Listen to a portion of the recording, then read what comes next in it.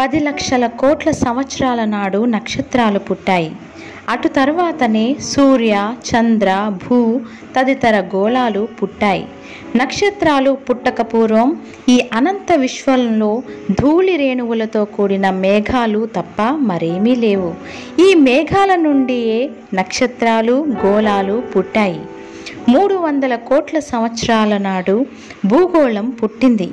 450 కోట్ల సంవత్సరాలు అని ఒక అంచనా. భూగోళం వైశాల్యం 20 కోట్ల చదరపు మైళ్ళు. దానిలో 14 కోట్ల చదరపు మైళ్ళు నీటితోనూ, సముద్రంలోనూ సుమారు 60 లక్షల చదరపు మైళ్ళు మంచుతోనూ కప్పబడి ఉంది.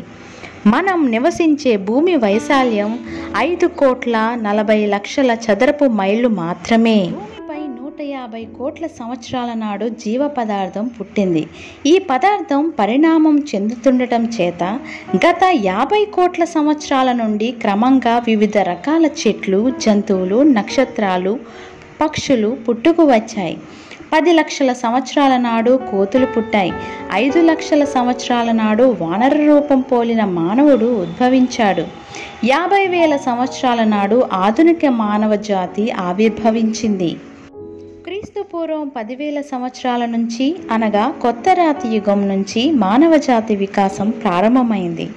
ఆనాటి నుంచి రాతి పనిముట్లను వాడేవారు, గుడిసెల్లో నివసించేవారు, తోరణాలు, ఇతర రకాల ముతక బట్టలు ధరించేవారు, పశువులను మేపడం.